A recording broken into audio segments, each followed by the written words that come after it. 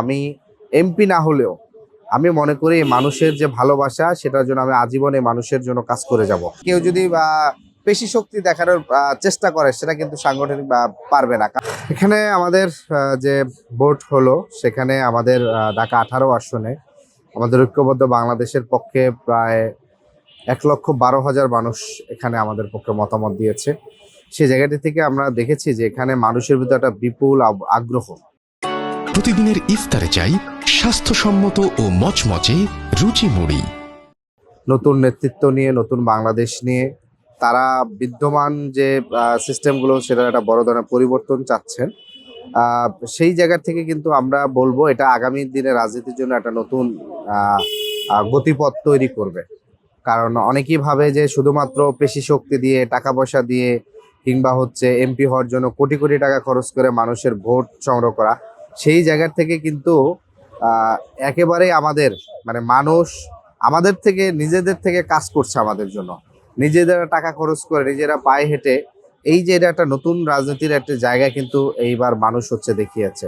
তো আশা করি সেগুলো সামনে আরো গুরুত্বপূর্ণ হয়ে উঠবে। যদিও ভোটের শেষের দিকের কাউন্টিং নিয়ে আমাদের বেশ কিছু অনিয়ম চোখে পড়েছে, যে প্রত্যেকটা কেন্দ্রের ভোট সুন্দরভাবে কাউন্টিং হয়েছে কিনা।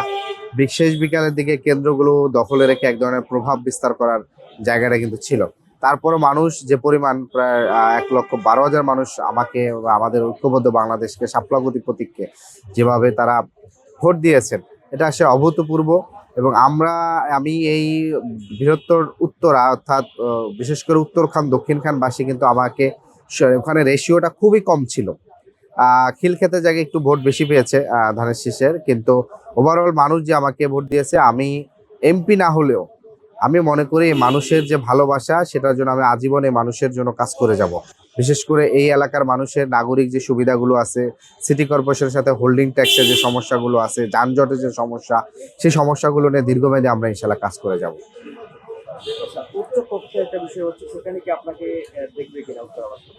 এটা একটা আলোচনা আছে, এটা আসলে দলীয় সিদ্ধান্তের মাধ্যমে হবে। আমাদের দলের পক্ষ থেকেও 6 জন নির্বাচিত হয়েছেন, তাদেরকে অভিনন্দন জানাই। একই সাথে সারা দেশে আমাদের প্রায় 3.5% ভোট কিন্তু আমাদের কাস্ট হয়েছে, 22 লক্ষ ভোটের মতন। তো সেই জায়গা থেকে ফলে উচ্চকক্ষে আমাদের উল্লেখযোগ্য 4 জনের মতন একটা নির্বাচিত হবে। সেটা দলীয় ফোরামে, নীতি নির্ধারণের ফোরামে আলোচনার মাধ্যমে সিদ্ধান্ত হবে। তো মানুষ তো আশা করতেই পারে ইতিবাচক ভাবে। আরেকটা বিষয় হচ্ছে যে আপনি হেরে গিয়েছেন, বিজয়ী প্রার্থীর সাথে কিভাবে আসলে এই এলাকার উন্নয়নে কাজ করবে? এখানে অবশ্য অনেকভাবে কাজ করা যায়, কারণ সাধারণত যারা বিজয়ী হয়, সরকারি দল হয়, তারা কিন্তু অনেক সময় জনগণ থেকে বিচ্ছিন্ন হয়ে যায়, কারণ তাকে রাষ্ট্রীয় প্রোটোকল, দলীয় প্রোটোকল বিভিন্ন কিছু মেনটেন করে জনগণের কাছে যাইতে পারে না। সেই জায়গাটি থেকে বিরোধী দলের ভূমিকার থেকে যদি জনগণের যে দাবিগুলা, জনগণের যে অধিকারগুলা, সেগুলো যদি নিয়মিত রাজপথে সরব থাকা যায় এবং জাতীয় ইস্যুগুলোতে, এবং একই সাথে সরকারি দলের যেগুলো অনিয়ম আছে, নানা ধরনের মানুষের অধিকার খর্ব করা, সেই জায়গাগুলো স্বতঃস্ফূর্তভাবে কিন্তু যদি আমরা তুলে ধরতে পারি, মানুষের জন্য রাজপথে নামতে পারি, সেক্ষেত্রে এটা কিন্তু পরোক্ষভাবে সরকারি দলের জন্য উপকার। কারণ সরকারি দল কিন্তু যেহেতু জনগণের কাছে সরাসরি সবসময় যেতে পারে না, ফলে বিরোধী দলের থ্রুতে তারা কিন্তু জনগণের সমস্যাগুলো আরো বেশি আইডেন্টিফাই করতে পারে, যে না, রাষ্ট্রে এখন এই সমস্যাটা আছে, জনগণ এই বিষয়টা অসুবিধা ফিল করছে। সেভাবে আমরা জনগণের জন্য কাজ করব। আপনার সমর্থকরা কি কোনো ধরনের হুমকির সম্মুখীন হচ্ছে? কিছু জায়গায় তুরাগ, উত্তরখান, এই 2 জায়গায় আমাদের বেশ কিছু নেতাকর্মীদের, যেহেতু আমাদের এটা 11 দলীয় জোট, সেক্ষেত্রে বাংলাদেশ জামাত ইসলাম, এনসিপি সহ দলের যারা খুব ওপেনলি কাজ করছেন, তাদের কয়েকজনকে থ্রেট দেওয়া হয়েছে। বিশেষ করে তুরাগের ক্ষেত্রে রানাবোলা সহ এখানে কয়েকজনকে বলা হয়েছে দোকান ওপেন করতে দিবে না। তো ফলে সেই জায়গাটি থেকে ইতিমধ্যে আমরা বিএনপির সর্বোচ্চ নেতৃত্ব লেভেলেও কিন্তু আমাদের একটা যোগাযোগ হয়েছে। আজকেও জাহাঙ্গীর ভাইয়ের সাথে আমাদের একটা সৌজন্য সাক্ষাৎ হয়েছে। ফলে তৃণমূল এই ধরনের যদি অকারেন্স করতে চায়, তাহলে সেটা কিন্তু আসলে বিএনপিও প্রশ্রয় দিবে না, এবং একই সাথে কিন্তু আইন শৃঙ্খলা বাহিনীও সেটা প্রশ্রয় পাবে না।